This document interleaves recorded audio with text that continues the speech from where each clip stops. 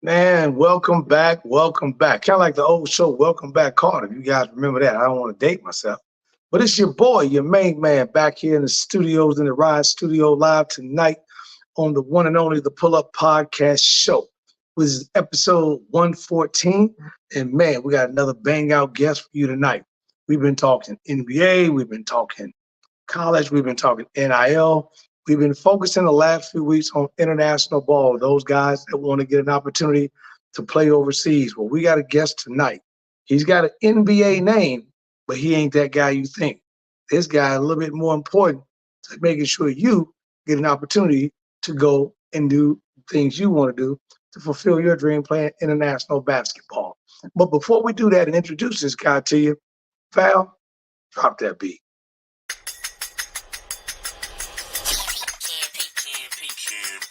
It's the Pull Up Podcast. It's the Pull Up Podcast. It's the Pull Up Podcast. Pull up, pull up. It's the Pull Up Podcast. It's the Pull Up Podcast. It's the Pull Up Podcast. Pull up, pull up. Bounce the voice and Coach Tony, you know. It's the Pull Up Podcast. So, I said bounce the voice and Coach Tony, you know.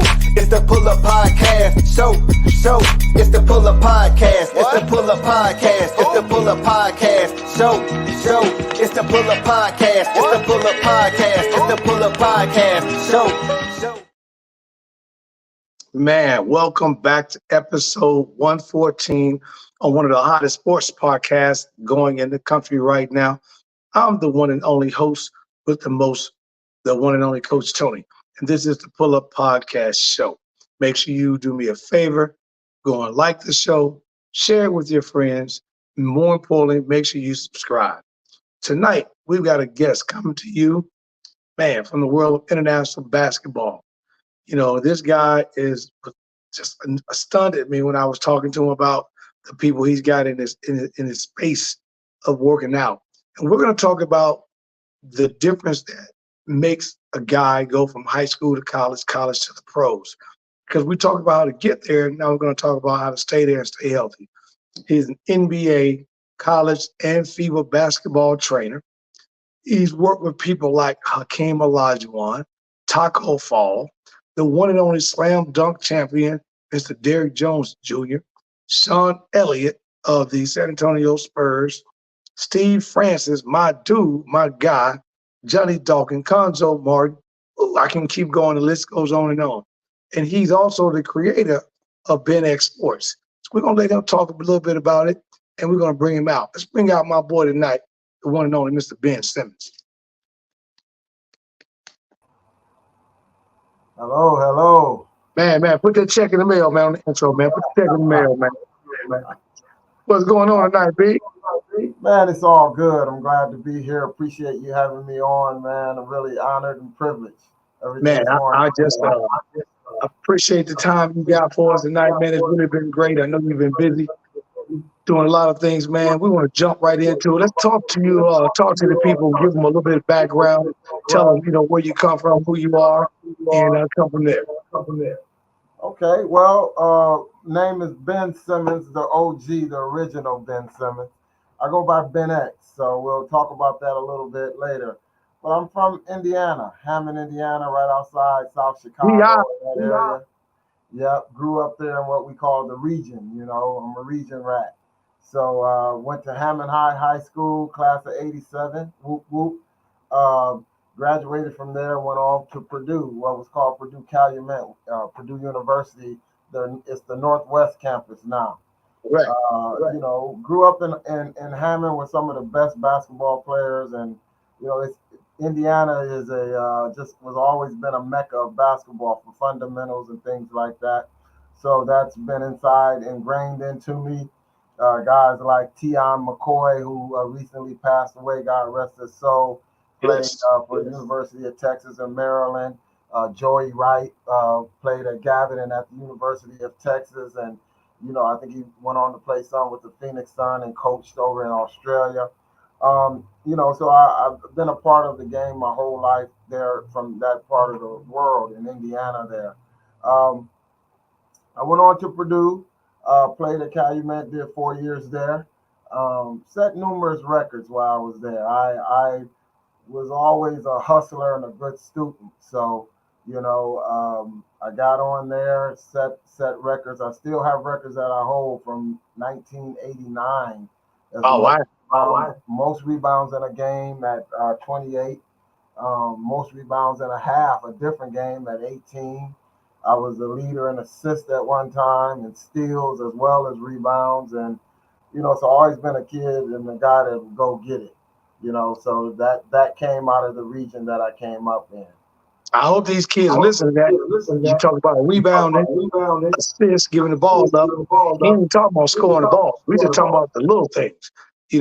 Now, did you happen to have a brother or sister, anything of that nature that led the way, maybe played, a big cousin or some family member that was a athlete that played before you and they kind of introduced the game to you?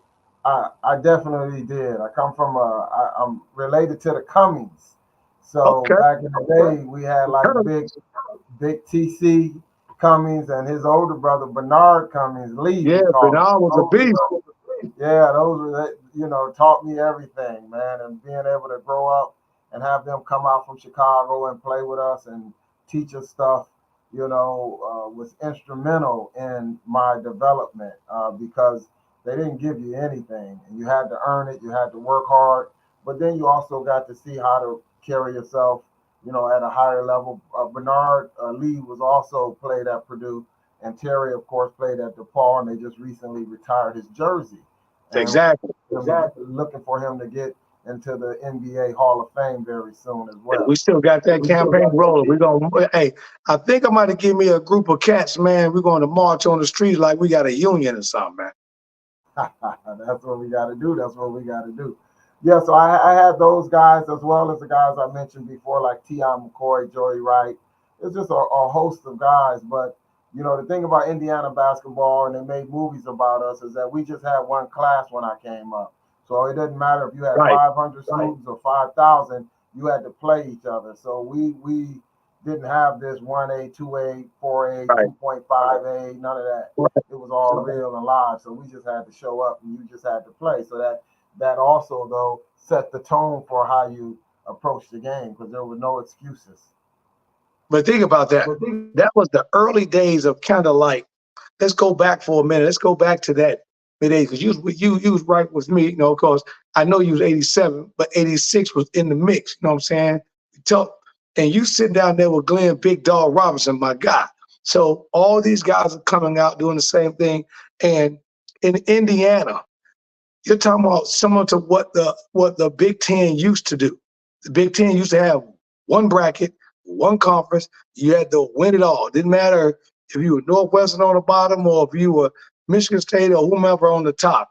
And just like in Illinois, we used to have it where you win in Chicago, the two teams that went to the city, they would automatically get a bid downstate because it was only one bracket, but they would separate the two teams, but then they would always meet, and all of a sudden they stopped doing it. So in Indiana, you're coming out at this time, and Indiana, at that time, GI was a hotbed right there.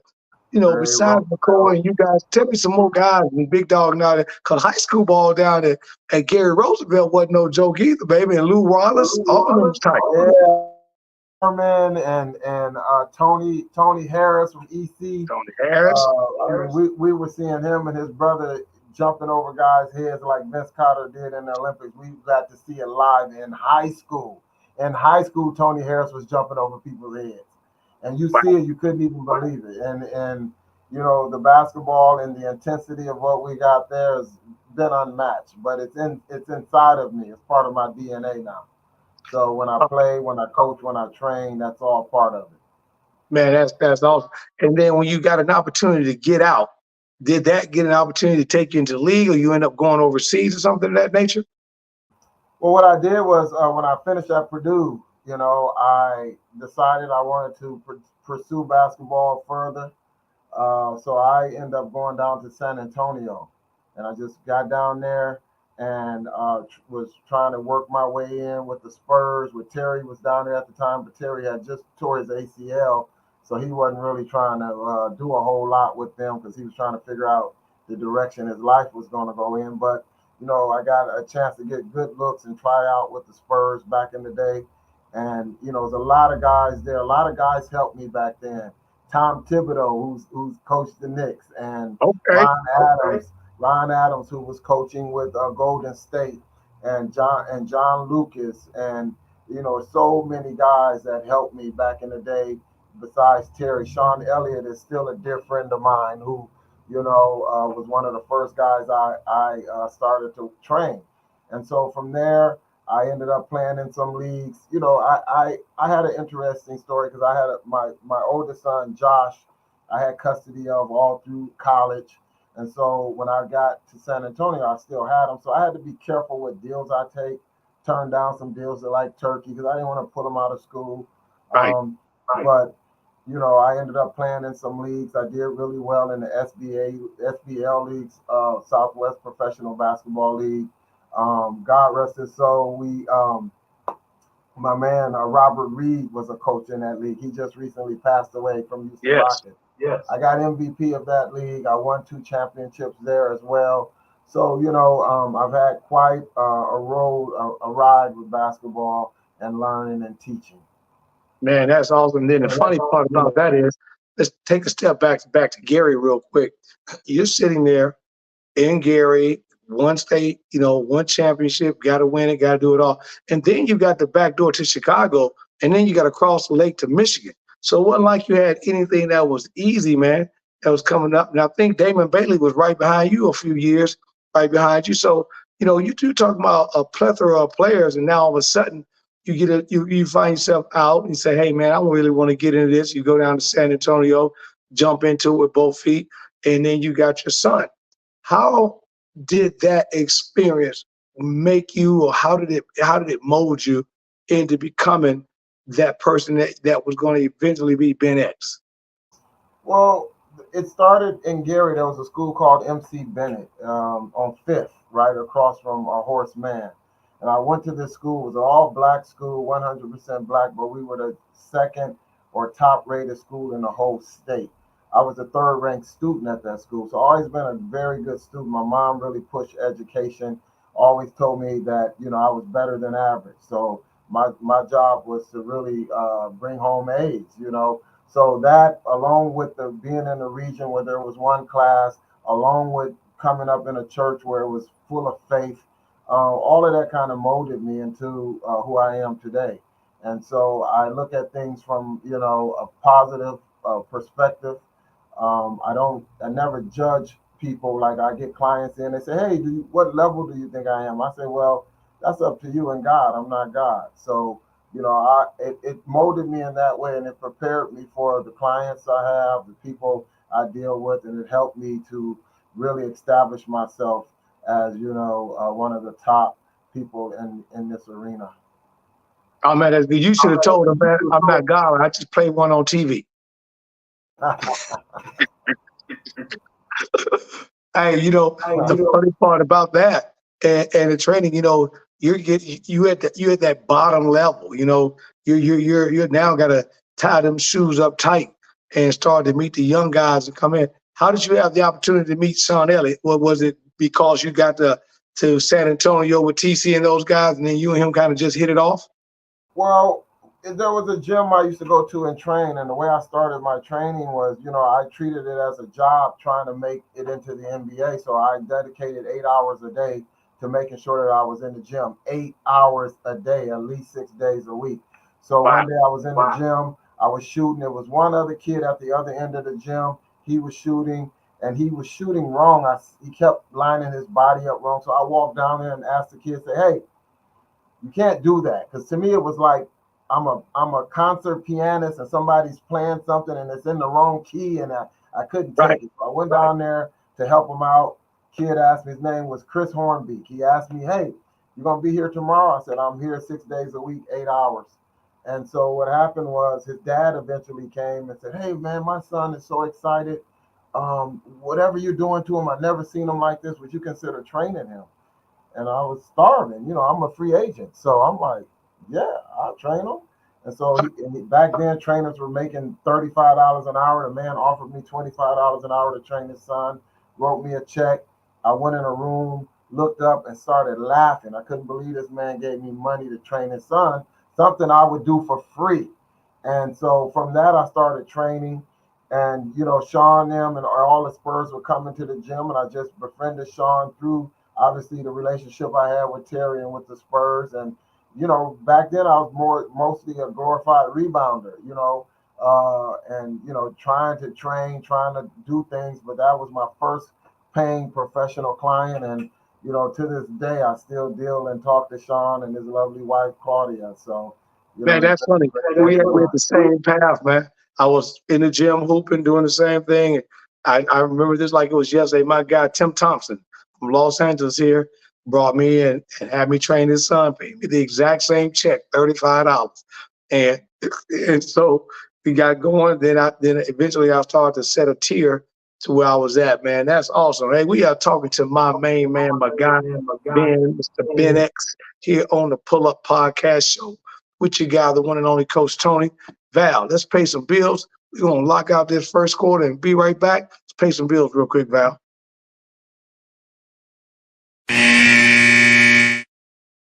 Are you a small business owner looking to grow? Introducing the KeySpot mobile app. I'm Cynthia McAllister, owner of the IT company Quality SAP. Since 2016, we have been supporting small businesses and help them promote and share their businesses, services, and events across the country. KeySpot is more than just an app. We are a network providing community. KeySpot, connecting communities and supporting small businesses.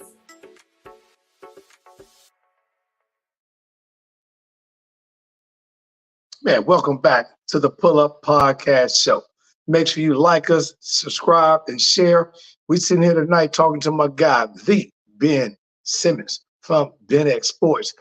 Man, like I said, as we go, let's move to this second phase here. So now, perfect setup. You hit it. You make a jump that some guys never get an opportunity to, and you get an opportunity because you have this door open for you. Now, you start working with these guys down in San Diego, start doing some things. How did the ISTI come about with your Foundation for Sports Training Institute? How did that come about, and then how did you give it that name? That's a great question. That again goes back to how I was raised with faith, and once I started training that kid, my education kicked in, Chris, and I said, hey, I want to write down what I do and make it something.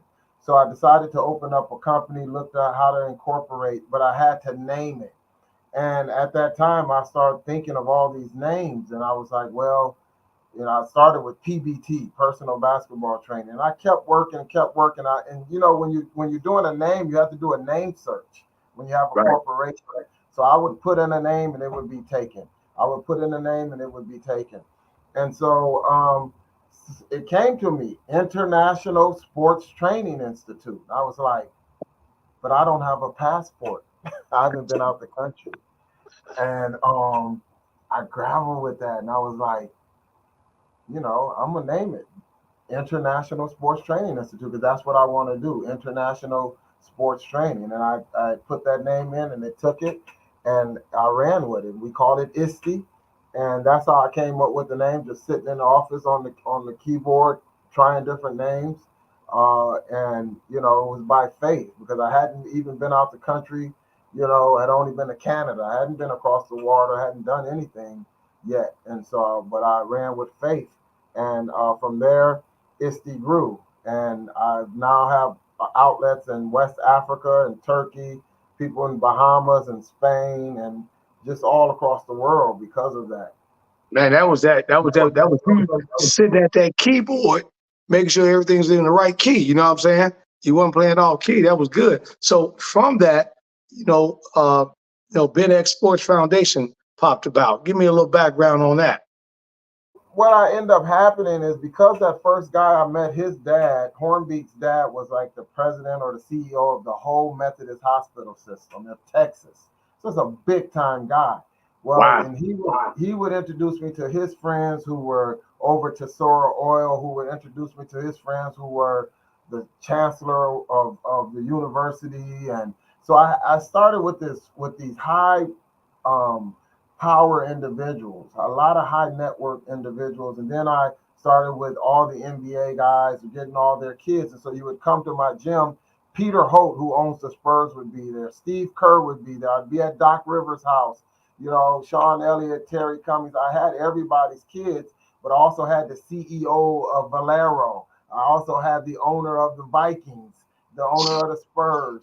And so Wow. I was like, what am I supposed to do with all of these people? And sometimes you get those things and you want to covet them and look, you know, and just eat off of it yourself. But it all instantly, I knew that I needed to share, but also I knew I had to protect the kids, because that's what I do. God has given me the kids because he trusts me. And so with that, it moved into me starting my foundation. And part of my foundation was to bring the different social stratifications together and make sure that kids that didn't have anything could play with kids that had everything. And because, you know, there's a balance there where the kids are the same, but you want to make sure that they meet. So then I developed my TLC, teams, lessons, and camps or clinics. And so with that, I was able to put together kids like that, and they were able to play together and become friends and learn that we're not all so different. So my foundation, which, you know, it's the Ben Simmons Sports Foundation, and it's at thesportsfoundation.org. That's part of what we do. And every kid that played on my team has to do community service. And if kids needed scholarships, we provided scholarships to kids to get training to play on the team, but they have to read a book, and they got to write a book report every 3 months in order to get money. And so that was dope. Wonderful advisory board there with many of my top clients, and they would donate to help these kids and these and different people to make sure that the kids educationally they were getting what they needed, and we were also able to build out the infrastructure for the foundation to make sure that you know, we could provide the services that we sought to provide. Man, let's just, you know, as they say back in the day, man, bring that beat back, man. Bring that beat back. Let's just go back to what Ben was talking about. You got an opportunity for a foundation for like most of these AAU, because you're in that same lane that I'm in. Get an opportunity to help these kids do some major things, bring them into the fold. And not only are they getting an opportunity to play with kids of their own age, but they get an opportunity to play with the have and have-nots, basically. And in order to do that, the caveat is you got to learn. You know, kind of like that old KRS-One. You must learn, right?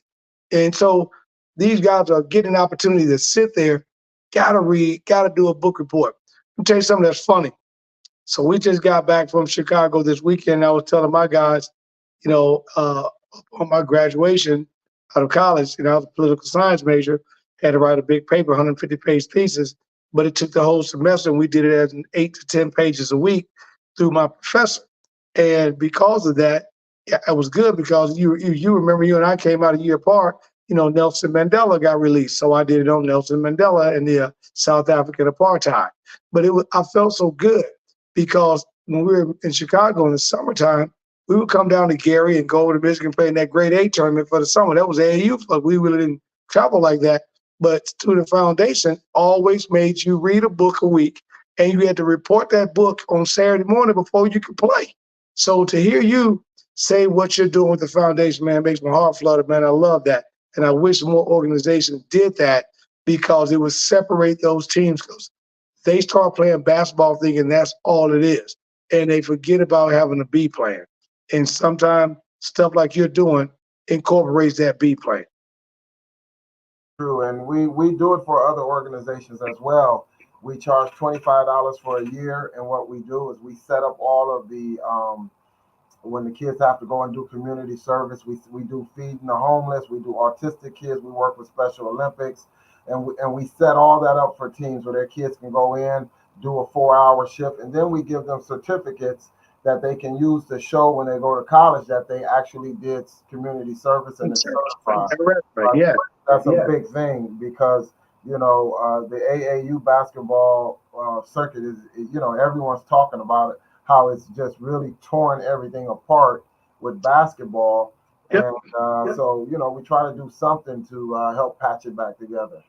Man, that is completely awesome. And then out of that came the Ben X shooting lab. Now, what's the difference with the shooting lab? The Ben X Shooting Lab is part of what's called Ben X Sports Technology. And so as time progressed, ISTE became like my Walmart, and the Ben X Sports Technology became like my, my little boutique. So what that is that deals with analytics. So Okay. we do a lot with tracking, training, shooting. We have some of the best machines in the world at handling shooting with our apps, with the NOAA system, and with all the Dr. Dish and everything we have there. Super slow-mo cameras in the ceiling, and we do a lot that just people really had never seen before. And Wow, so that's that awesome. that grew out of the world of analytics that everybody went into, coming off of Moneyball with baseball and synergy and things like that with basketball. And it's like the matrix now, and people don't understand that sometimes, that they're looking at numbers, they're analyzing everything you do, and so you have to prepare for that world before you step into it, so it doesn't shock you. And that's all. We're gonna send some shout outs to some of your folks, man. Nikki McCoy said, "What's going on, Ben? What's up, baby?" We also got your girl Dora. Dora checking in. Dora said, "Go ahead, box, man. You the goat in that basketball training, man. I love you." So, man, that's good. You guys are listening to the one and only Coach Tony on a Pull Up Podcast show tonight. One of the hottest sports shows across the country coming up, and I got my guy right here, the one and only Ben X Simmons, talking about basketball. Real quick here before we go to halftime. You are a sports guy, you're a recruiter, you're a player development guy, trainer, all that. How do you kind of tie that in? And when the kids see you, if I was a parent and I wanted to work with you, how could I get in touch with you to talk about that, and get you to start working with my kid? X, what the X stands for is exclusive. Because when I had ISTE and I had 1,500 clients, there were a group of people that only wanted to train with me. And Right. so I they get that. wanted access to me. And so I couldn't train everybody. So then that's where Ben X came from. So now to get with me, I try to help everyone through my systematic training through ISTE, which I still have. But when you come Okay. into the room with me, you have to be serious. And I ask that you be referred by a client that I currently have, or you got to find out something about me. I don't want you to walk in the room and be like, how much is it? And, oh, that's a lot of money. I don't have time for that right now. I'm not dealing with that. So if you want to come in and work with me, then you need to know something about me, and you need to understand how things work. So, my Instagram, of course, is Ben_exclusive. People reach out there. My website is benxsports.com. We're happy to do, consulting. I do a lot of camps and clinics, because now that I'm in higher demand, I have to travel and do more clinics. I can do a 2-day clinic, put a bunch of kids together, people together, a team, and I can come. That way I can get more with the masses. We also do a lot of stuff online now, online training. We have video on demand. We have a lot of things because I train all over the world. So it's like that. So that's how people Right. get at me. You can't be everywhere at once, dog. You know that, man. You can't hog it up. I ain't gonna let you take up all the airways. Yeah. So that's how it is now. Now I'm consulting a lot. Working with people like Steve Francis, getting the rough shoulders with Akeem Olajuwon. Giannis came here last summer, and Akeem's going to be in my gym tomorrow with his sons, and people like Cynthia Cooper, and I'm talking big time people, being able to work with the likes of Pat Beverly's daughter, and Robert Ory called me not too long ago, and his son, I think, just signed with UCLA out in LA. And That's dope. being able to pick these people's brains. I had Avery Johnson in my gym, coaching my kids doing practice. I had Robert Ory doing practice for my AAU teams. So I've been really, really blessed to be able to learn from the best in the world. I mean, when you talk about learning from Steve Kerr or Doc Rivers, these people were coaches of the year, Avery Johnson. And so, I don't take it lightly. And so when people come into me, I'm saying, you're not going to take it lightly either. That's right. That's right. Hey, man, we kicking it with my boy, Mr. Ben Simmons right here. Bella, baby, what's going on? Appreciate you checking in. And Nyla said, man, keep talking that basketball stuff, coach. She said, man, she pumping it up right there, baby. And we on the Pull Up Podcast show with the one and only Coach Tony. We're going to take a break here at halftime. Val's pay some bills. We'll be back for the third quarter. All right.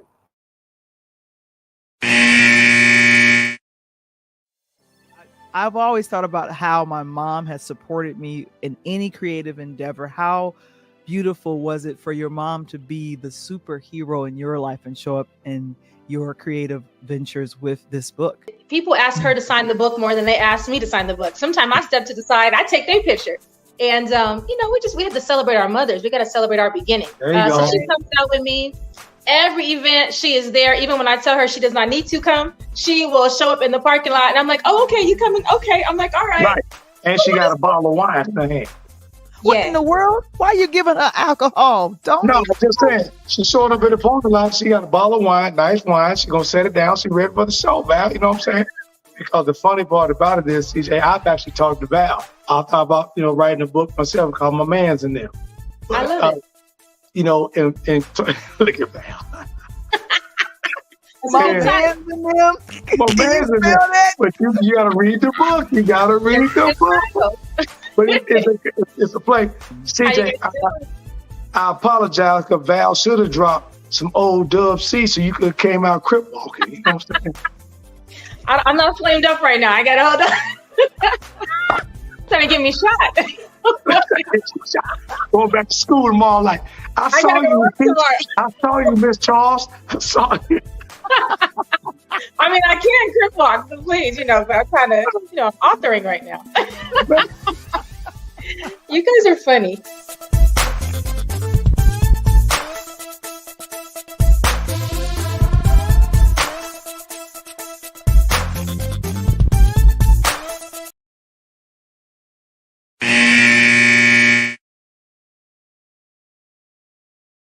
Man, welcome back to the Pull Up Podcast show with your guy, the one and only Coach Tony, and my guest right here, Ben Simmons. Hey, let's jump into the Meet the Crew. I want to talk a little bit about, you mentioned about the stuff you're doing and everything, then you put everything together. Let's talk a little bit about the crew, that kind of the executive team, because I know you're busy, so you can't be at one place all the time, as you mentioned, man. Let's just give some shout outs to that team of yours, man, who's behind you.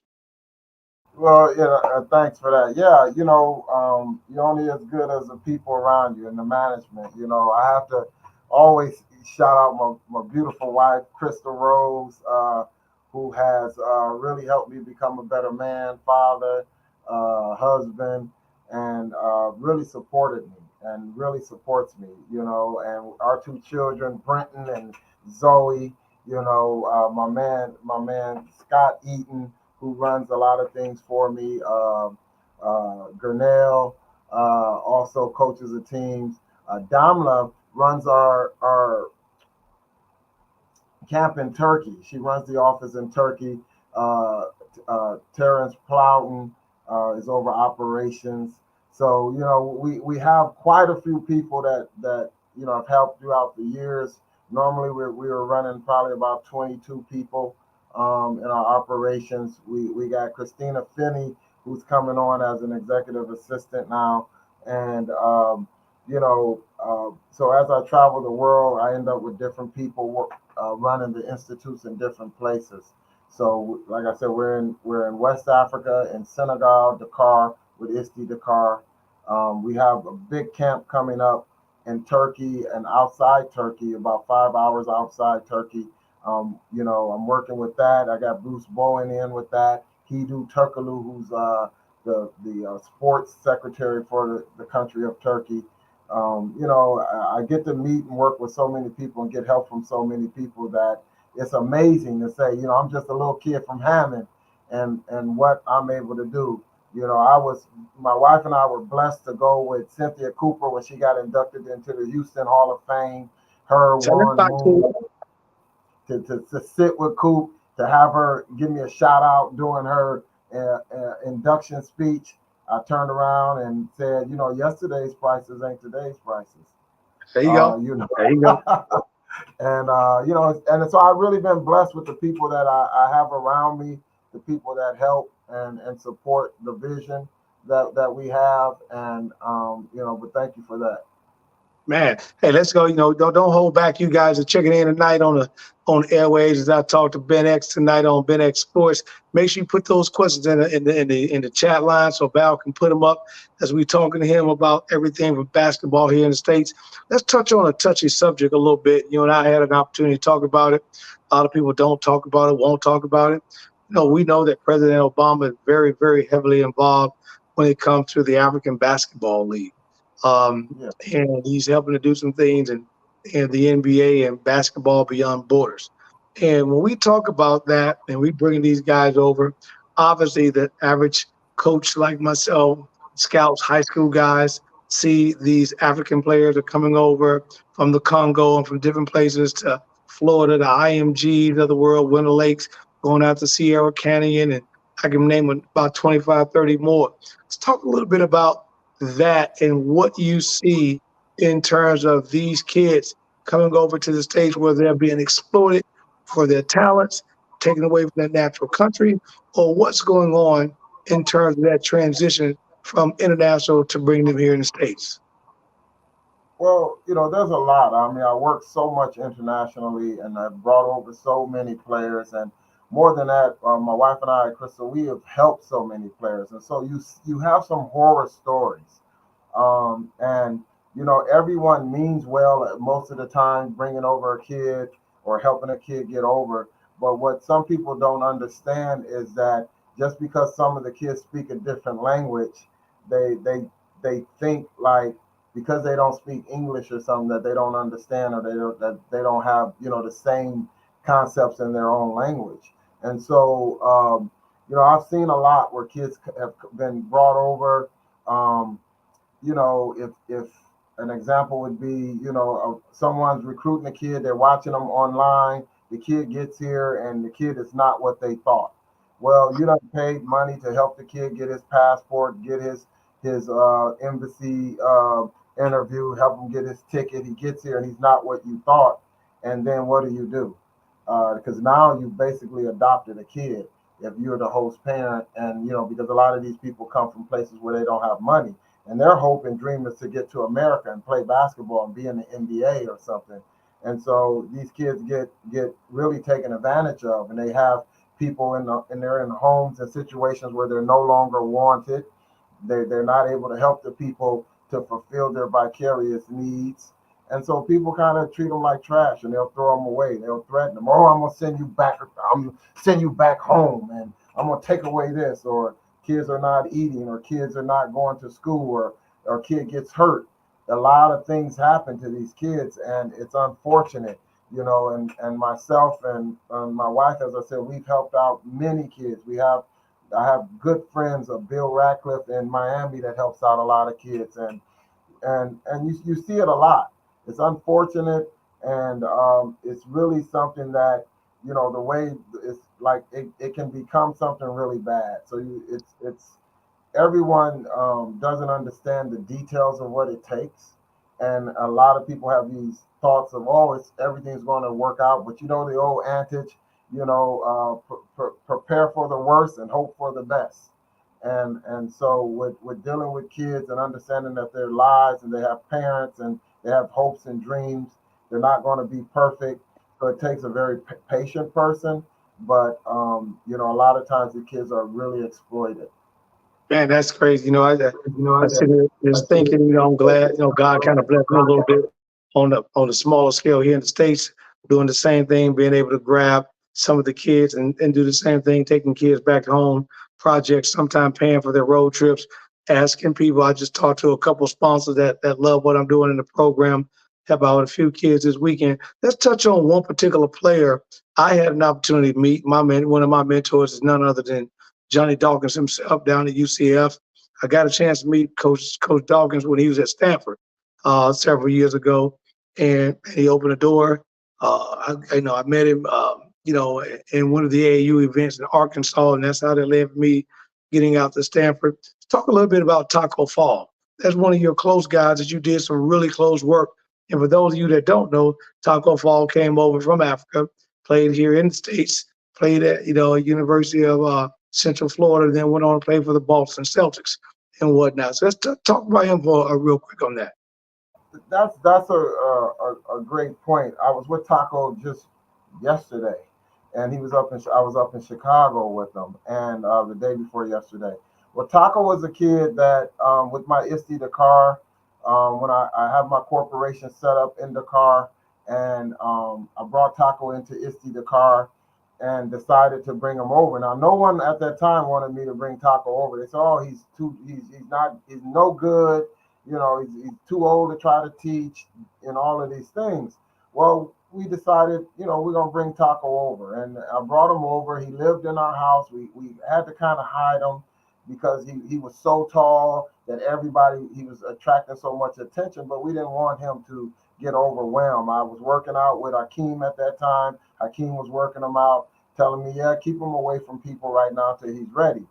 And Taco's situation became very difficult because when I brought him over, the school that had written his visa, they had a lot of problems at that school with some inappropriate contact allegedly between someone and students. So I didn't feel right putting them in there. So when we tried to find another school, it became difficult. My mom was sick at that time, God rest her soul. She passed away. Taco's dad actually has a green card and is here in the States. Most people don't know that.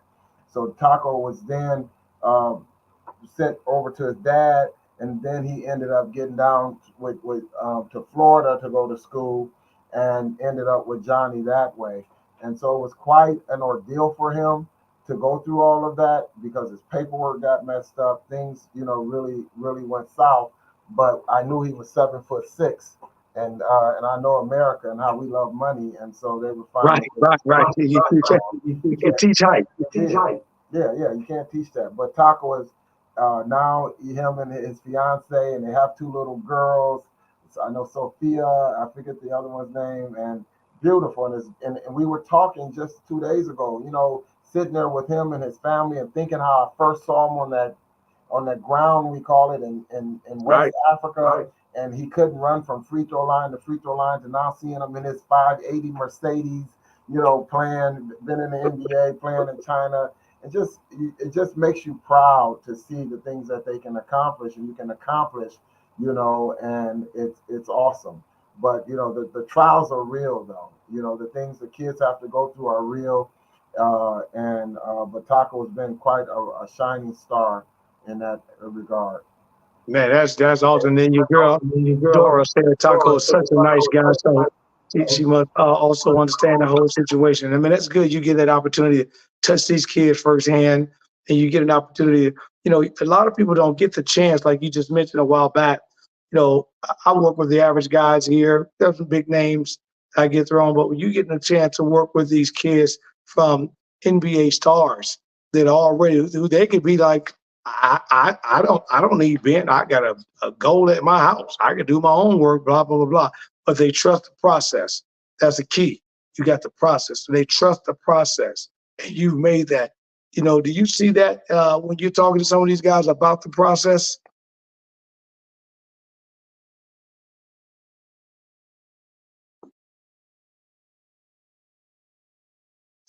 Yeah.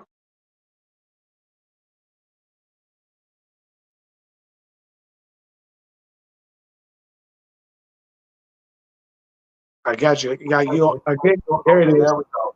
All right, she had it muted. Yeah, interesting story when you say that. I remember working with Doc Rivers, and I would go over to work with his boy, and and he would Austin. say, yeah, he said, you think he would listen to me? I done accomplished all this stuff. I'm in the league, and they just don't listen. And it's that teenage thing, and the definition of teenager is I know it all. But that's kind of the thing. Everyone is still the same. We're all dads, we're all moms, and our kids are all the same. And so in that regard, they need to hear a different voice sometimes. So I've been blessed to, not because I was so good. I tell people, I sit around the table with some of the best trainers in the world, like Stan Remy, Justin Zamello, just some of the best teachers in the world when it comes to what we do. And you can be around this table sometimes with these guys that say, hey, I was the number one shooter, and I was the top dribbler, and I was the best this and the best that and best this. And I look at them and say, I was none of that. I was the worst.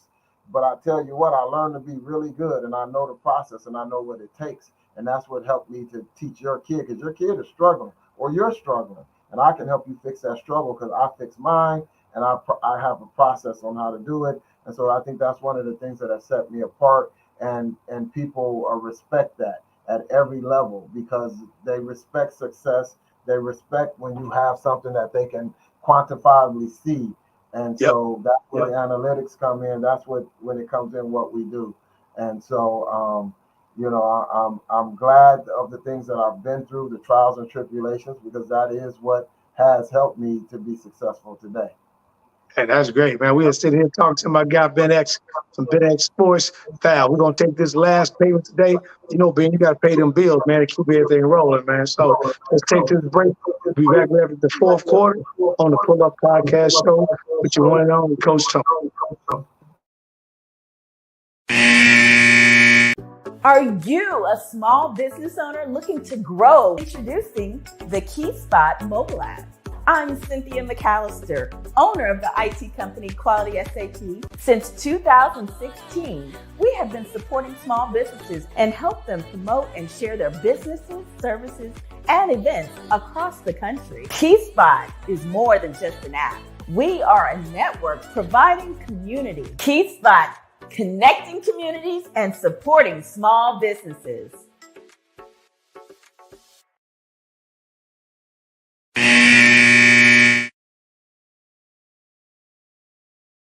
Man, welcome back to the Pull Up Podcast Show. As we go into the fourth quarter, being that fourth quarter, man, we got to come with the defense then, man. It's either win or go home, baby. And speaking of that, April told me to tell you hello, man. Great interview. She's loving information, man. I love April to death, man. She put us together, man. But she's been one of my biggest supporters. Got TC, man. Me and TC had an opportunity to have a great show. And he laughed, man, because he introduced his gospel album. Have you heard it yet? Yeah, yes, I've heard a lot of TC stuff. Yeah, so he will be coming back on. So I can't wait to get him back on the show and doing that. We're gonna break into another piece that adds on to that. So we've talked kids, we've talked international peace and exploitation. Now I know you and I talked about something that kind of rubbed you the wrong way a little bit. What do you think about what's going on with this NIL stuff in the collectives in the college?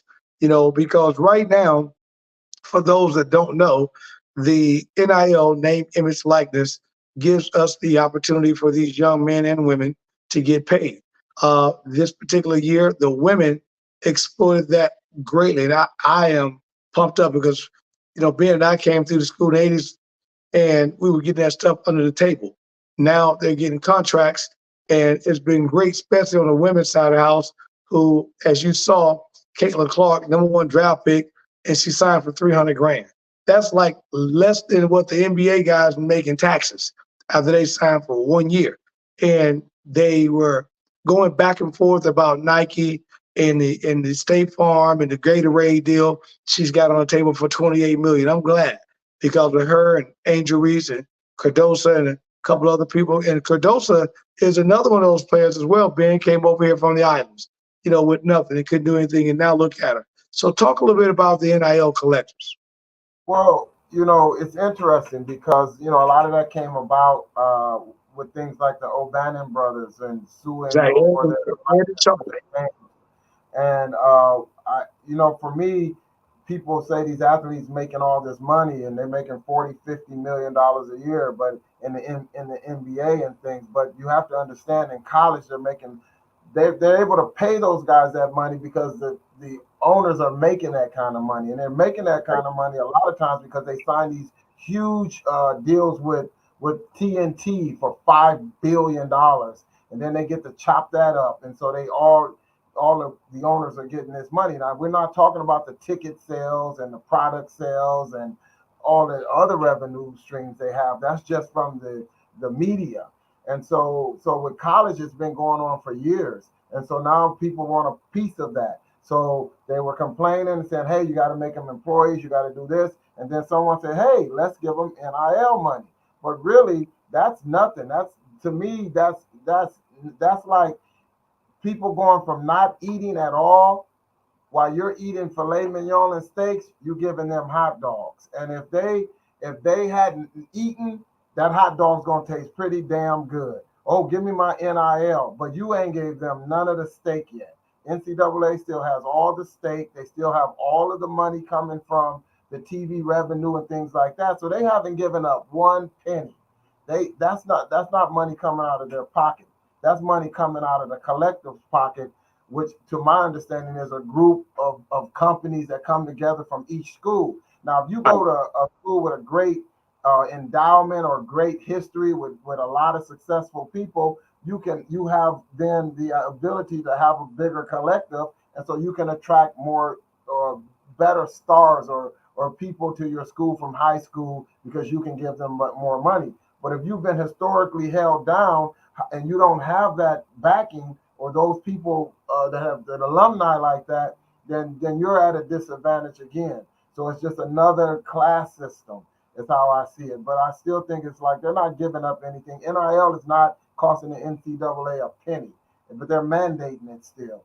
And so, I think people will start to take a look at that, and people should start demanding not just your NIL money, but they're going to start asking for a piece of that media money. And so big time. Because I know right now, and you're going through it. I just got the phone last week. I got a couple of my guys out taking school visits right now, doing some things. It's funny.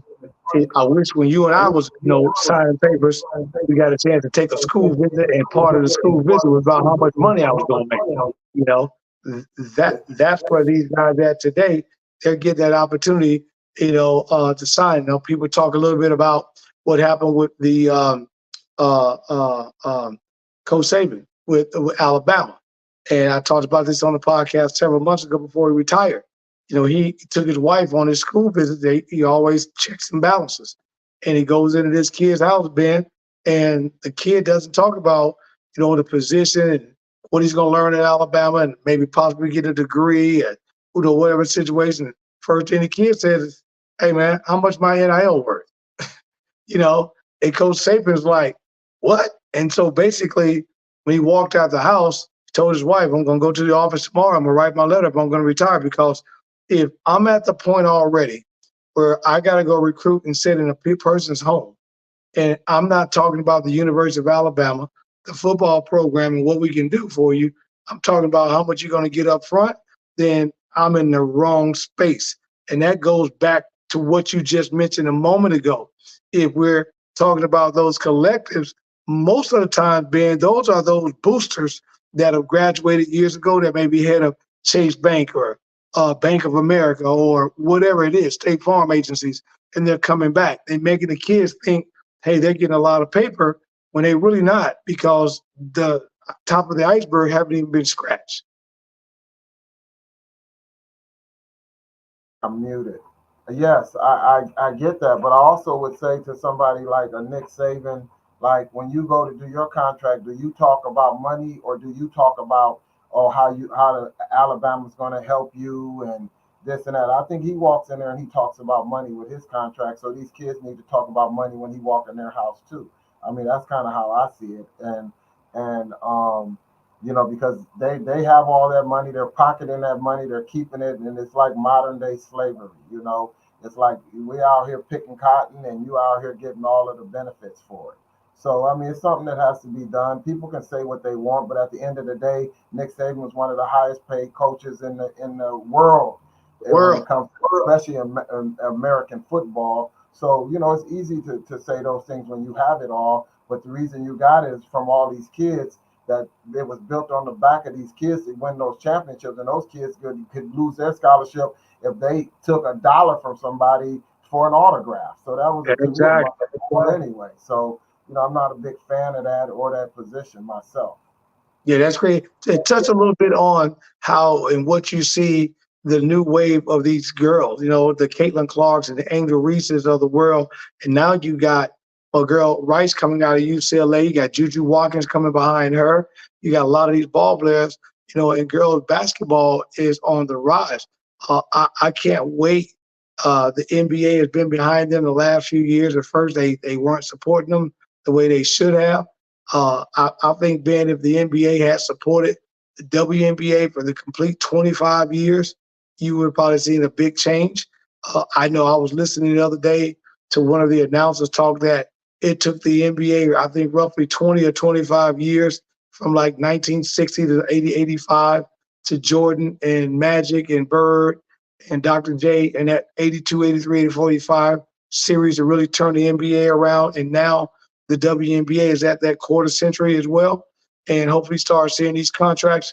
Do you, as a trainer and been around the globe, and you see the opportunity for these young women to come over from the Congo, France, Europe, and things of that nature, do you see women's basketball finally making that turn and getting better contracts for these women so that they don't have to go overseas on their off season like the men don't have to?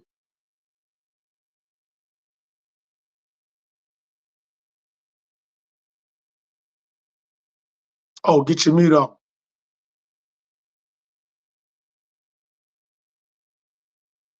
I'm not muted, it's her. Okay. Yeah, I said I think it's inevitable because even with the unfortunate incident that happened with Brittany Griner, who has to go over there to make money and and forget something in her bag, and now she's in prison.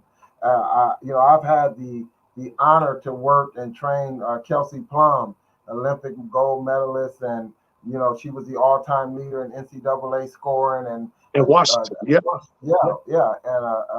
a WNBA champion multiple times, and and watch her transition just like Caitlin.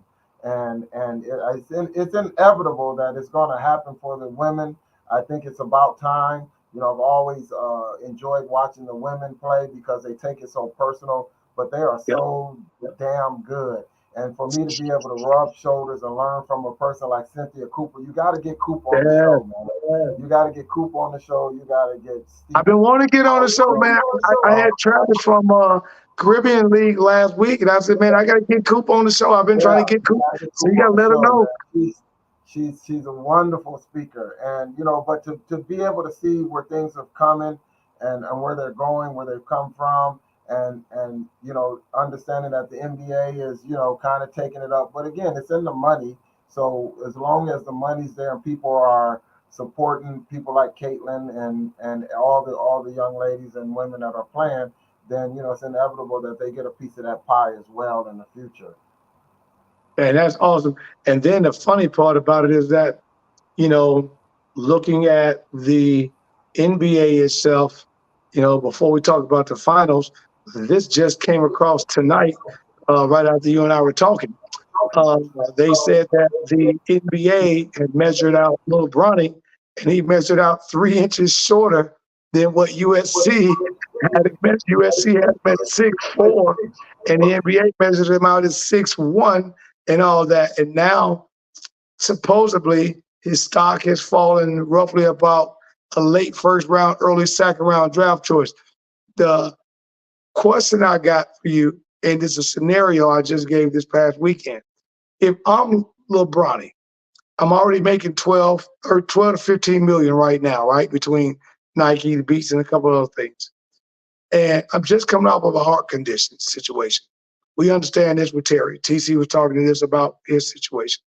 And we know how difficult it is to come back sometime. And my dad is LeBron James. I really have no want for nothing. My uncle is Rich Paul. If I'm Lil Bronny, just me, I'm telling Dad, I have no rush to get out of USC. None at all. And I'm going to ride this wave like you mentioned a moment ago, because that NIL collective money, that's money sitting there that could be for me or whomever. And when I leave USC, I'm 50 mil stacks in the bank. So without me ever asking my parents for one dime, I'm 50 mil at 22, 23 years old.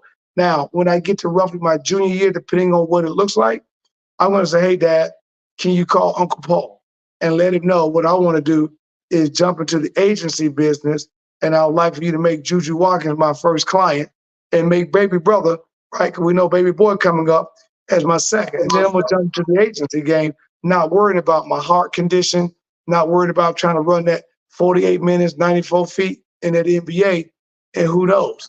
What's your thought on that? Well, I think, I don't know Bronny and LeBron like that at all. We just missed them in the airport yesterday. It's funny when we were leaving Chicago, but I think from what I understand is it's a different thing that Bronny wants and LeBron wants. They want to be that father-son duo. So there's a time limit on that. So I don't think he can sit back and wait for that. And I think he's talent. His talent is just as good as any of the other guys that are not top tier in the NBA, because when you've tried out for the NBA and you're that 12th guy, you realize that you're just as good as all the other 12 guys.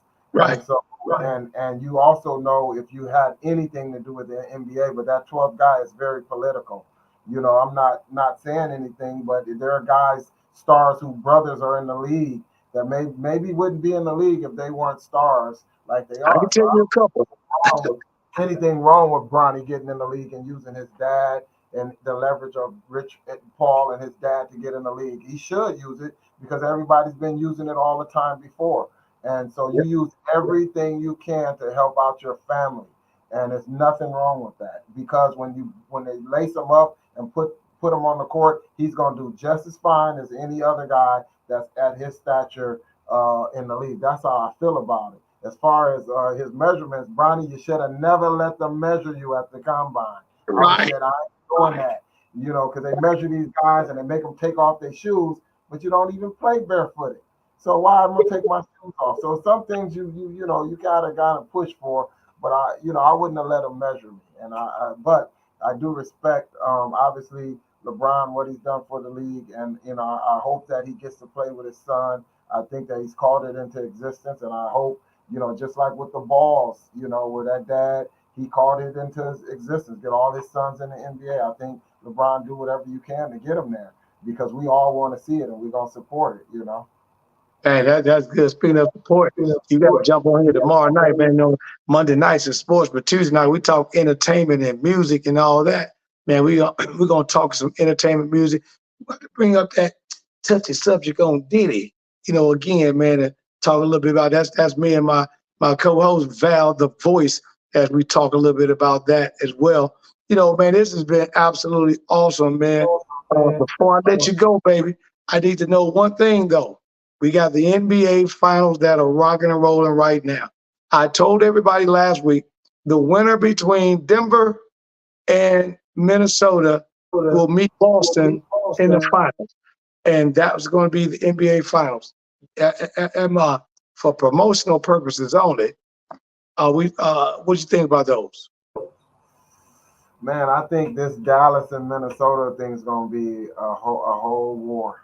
Because Kyrie and Big Boy Don, they're going to be out. And the thing is, where Dallas is strong, they don't have this big dominant center. So your big centers are not going to be able to affect these guys. You're going to have to guard them.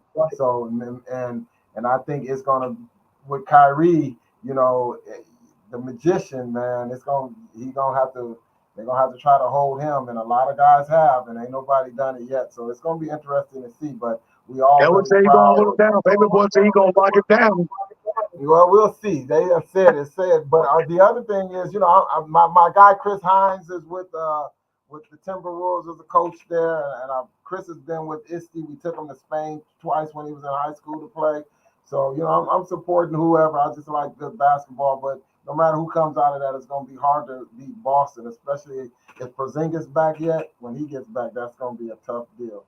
Yeah, he'll be back. They only put him out for 2 days. He should be back on the game 2, Indiana at the worst, and all of that. But again, for promotional purposes only, I had Boston and Denver, but it's going to be good. I can't wait to see this Ant-Man and Kyrie. To me, those are going to be the difference maker in this Minnesota and Dallas series. And like you said, with Lively being able to get around, You got to stretch 4 or 5 and Carl Anthony Towns. We saw he got in foul trouble the other day. We saw Rudy got in foul trouble last night. It's going to be quite interesting based on how they do it. I think this is one, to me, if Ant-Man guards Kyrie, the question is then who in Minnesota side of the house do you put on Luka? Yeah, Ant can't guard Kyrie.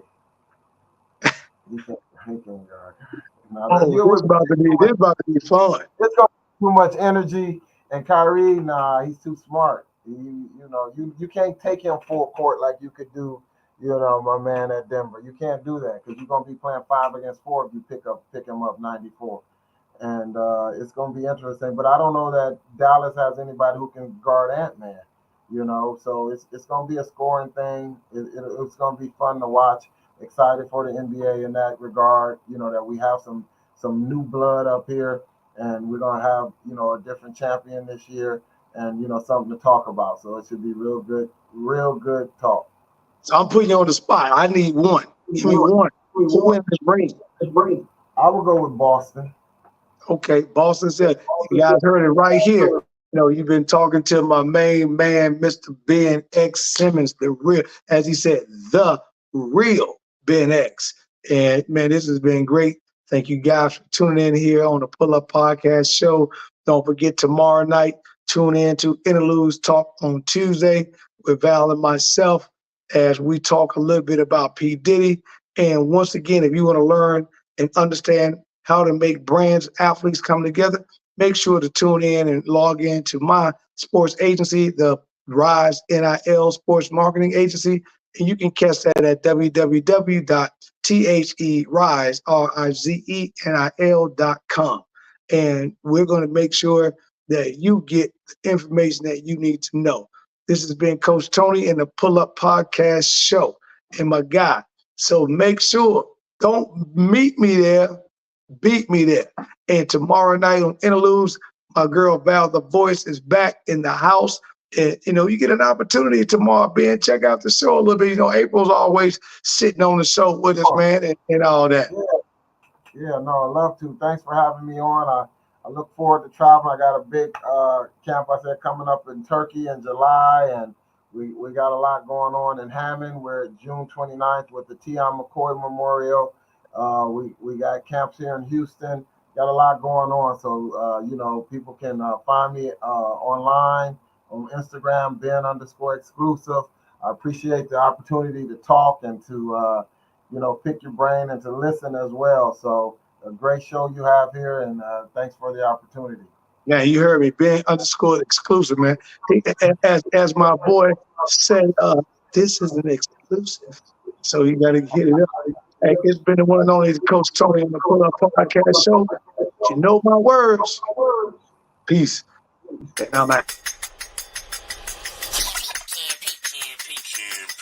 It's the Pull Up Podcast. It's the Pull Up Podcast. It's the Pull Up Podcast. Pull up, pull up. It's the Pull Up Podcast. It's the Pull Up Podcast. It's the Pull Up Podcast. Pull up, pull up.